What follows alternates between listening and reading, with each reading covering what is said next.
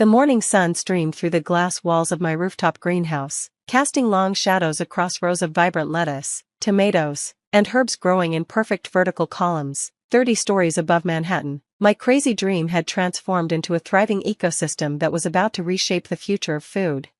Ms. Sullivan? My assistant Sarah's voice came through the intercom. The Whole Foods executive team is here for the tour. I smiled, remembering Thanksgiving dinner 5 years ago, when my Uncle Marcus had nearly choked on his wine laughing at my business plan. Urban farming? He'd sneered, while the rest of my family exchanged knowing looks. Growing lettuce on rooftops? Olivia, sweetheart, you have a degree from Stanford. Stop playing farmer and get a real job. Now, standing in my 50,000 square foot rooftop operation, watching robots precisely tend to thousands of plants growing in sophisticated hydroponic systems, I couldn't help but appreciate life's little ironies. Send them up, I replied, straightening my lab coat, the same one I'd worn during my first experiments in my tiny apartment, trying to prove that vertical farming could work in any urban space.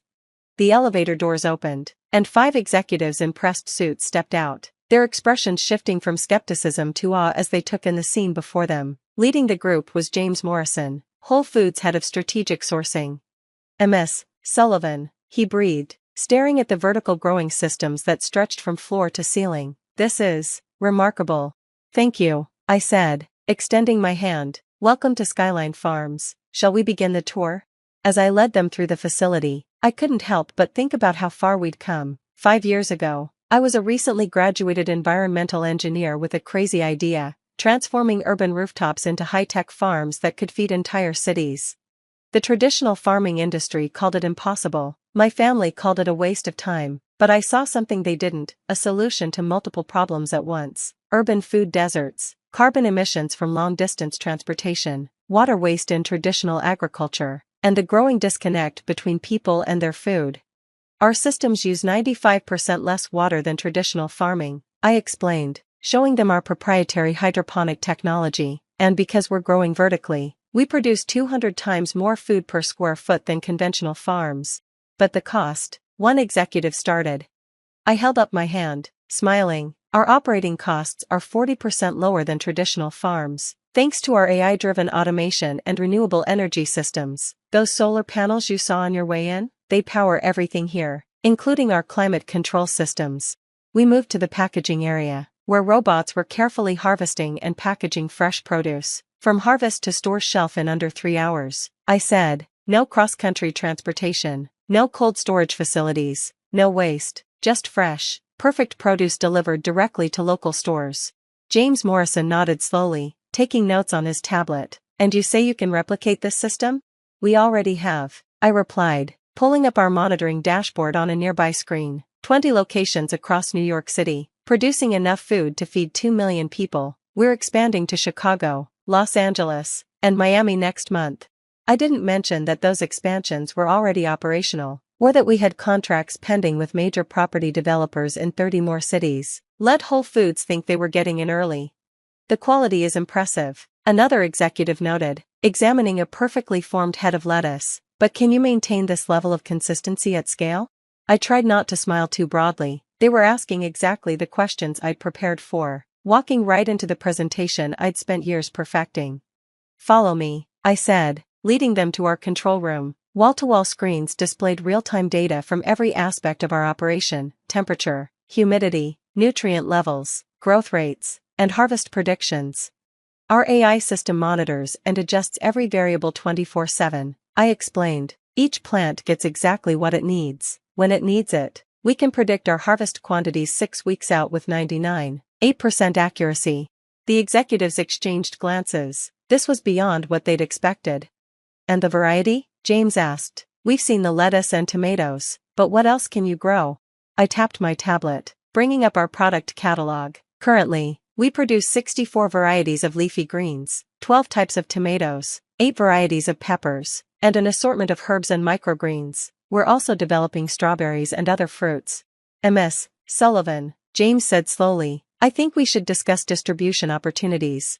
Before I could respond, Sarah appeared at the door. I'm sorry to interrupt, but you have an urgent call from the governor's office regarding the food security initiative.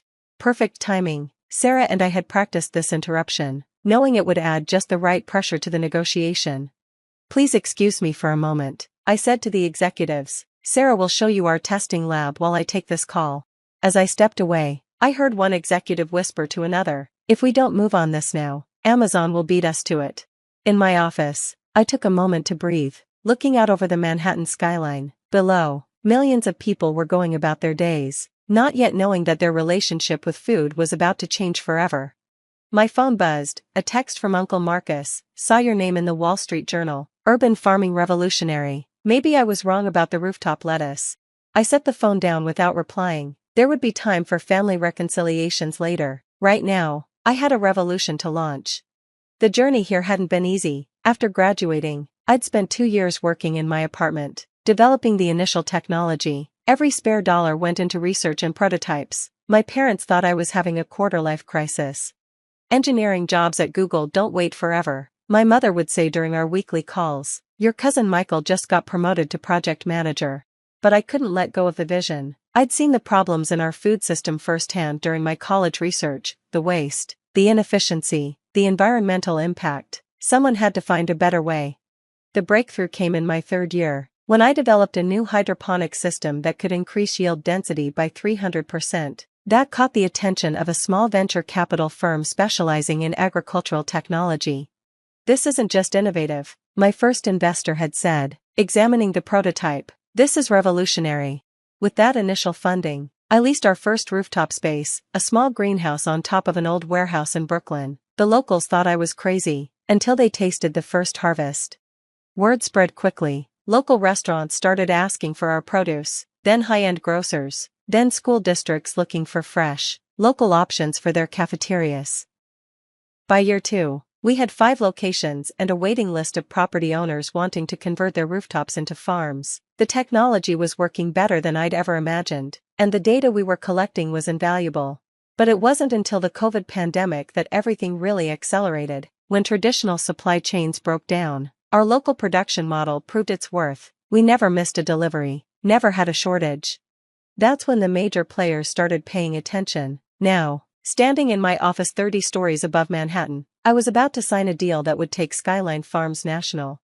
Sarah knocked gently. "They're ready for you in the conference room. Legal has reviewed the preliminary agreement." I nodded, straightening my lab coat. "Let's not keep them waiting." Walking back to the conference room, I passed the wall where we displayed our first harvest photos. Small, imperfect vegetables grown in makeshift systems held together with zip ties and hope. Below them was our company motto: "The future of food grows up." The Whole Foods executives stood as I entered, their body language eager now, almost nervous. They knew they weren't the only ones interested in what we'd built. "Ms. Sullivan," James began, "we'd like to discuss a nationwide partnership, exclusive distribution rights for Skyline Farms produce in all Whole Foods locations." I sat down, opened my laptop, and pulled up a document. "Actually, I have a different proposal, one that I think better aligns with our vision for the future of urban agriculture."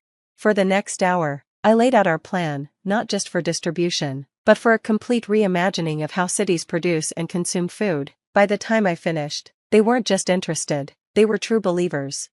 As they left, James turned back. "You know, when I first heard about rooftop farming, I thought it was a gimmick. I've never been happier to be wrong." I smiled, remembering all the doubters, all the dismissive comments, all the well-meaning advice to get a real job. "That's the thing about the future," I replied. "Sometimes you have to grow it yourself." 6 months after the Whole Foods meeting, I stood in our newest facility in Chicago, watching as our automated systems installed rows of vertical growing tubes in what used to be an abandoned warehouse. The space would soon produce enough food to feed 500,000 people year-round. My phone buzzed, a news alert from Bloomberg: "Skyline Farms revolutionizes urban agriculture, stock soars 300% after IPO." Below it was a message from Uncle Marcus: "Just saw the market news, $8, $4 billion valuation? We need to talk." I smiled, remembering his words at last year's Christmas dinner: "Urban farming is a cute hobby, Olivia, but real businesses make real money." Sarah appeared at my side, tablet in hand. "The Singapore development team is ready for your call." And the White House confirmed tomorrow's meeting about the National Food Security Initiative. Before I could respond, another message lit up my phone, this one from my mother: "Saw you on the cover of Forbes, the woman feeding cities. Your father and I, we were wrong." Can we have dinner soon? The journey from crazy dreamer to agricultural revolutionary had been a whirlwind, especially these last 6 months. After the Whole Foods partnership, everything accelerated, but it wasn't just about business growth, we were changing how cities thought about food. Ms. Sullivan? A voice called from behind me. I turned to find Dr. Amelia Parker, our head of research and development, practically bouncing with excitement. You need to see this. She led me to our experimental section, where we tested new growing techniques and crop varieties. Remember that strawberry variant we've been working on? The one designed for vertical systems? She pointed to a row of plants heavy with fruit. First harvest data just came in. Yield is 400% higher than traditional farming, with 80% less water usage. And the taste. She handed me a perfectly ripe strawberry. I bit into it, and the flavor exploded across my tongue. Sweet, complex, better than any strawberry I'd ever tasted. This changes everything, I said, already thinking of the implications. There's more, Amelia continued. The genetic markers we identified, they're applicable to other fruits. We could potentially develop vertical optimized versions of everything from blueberries to dwarf apple trees. This was exactly what we'd been working toward, not just growing existing crops more efficiently, but developing entirely new varieties specifically designed for urban vertical farming. My phone buzzed again. A message from James at Whole Foods. Competitors are launching copycat operations. We need to talk strategy. Of course they were. Success breeds imitation. But what our competitors didn't understand was that Skyline Farms wasn't just about the technology, it was about a complete reimagining of our relationship with food. Schedule a board meeting for tomorrow, I told Sarah, and set up a press conference for the strawberry announcement. It's time to show the world what's next. That evening, as the sun set over Chicago's skyline, I took a video call in our rooftop conference room. On the screen were agricultural ministers from 12 different countries, all eager to discuss implementing our systems in their major cities. The potential impact on food security is unprecedented, the French minister was saying, but the costs. I shared my screen, showing them our latest data. Initial setup costs are offset within 18 months. After that, production costs are 60% lower than traditional farming, and that's before factoring in environmental benefits and reduced transportation needs. As I walked them through the numbers, I thought about all the late nights spent refining these systems, all the failed experiments, all the moments of doubt, but every setback had taught us something valuable. The breakthrough that really changed everything came from an unexpected place. We'd been struggling with energy efficiency in our climate control systems when I remembered something from my Stanford days, a paper about heat distribution in termite mounds. That led to a complete redesign of our airflow systems, cutting energy usage by 40% overnight. Nature, it turned out, had already solved many of our problems, we just had to pay attention. After the call, I walked through our experimental section, checking on the new varieties under development. Besides the strawberries, we were working on compact citrus trees, vertical grape systems, and even a new type of wheat designed for indoor cultivation. Sarah appeared with my evening briefing. The Dubai project is ahead of schedule. Their first facility will be operational next month, and the Tokyo team just sent updated designs for the subway station installations. I nodded, scanning through the reports. We were no longer just putting farms on rooftops, we were integrating them into the very fabric of urban architecture. New buildings were being designed with our systems built in, and old structures were being retrofitted to include growing spaces. A notification popped up on my tablet. My sister Madeline had just tagged me in a social media post. It was a photo of produce from her local grocery store, showing my name on the packaging. Her caption read, "Remember when we thought that Olivia Sullivan was crazy? Now she's feeding the world. Proud doesn't begin to cover it. #Skyline Farms #ProudSister."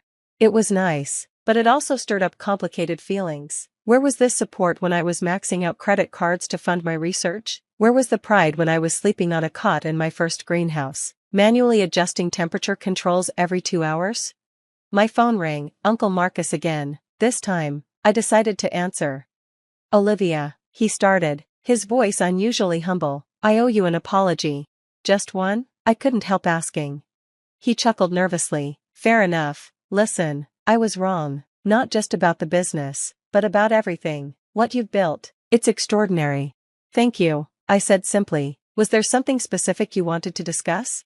"Yes, actually, the investment firm I work for. We're interested in your next funding round, whatever terms you want to name."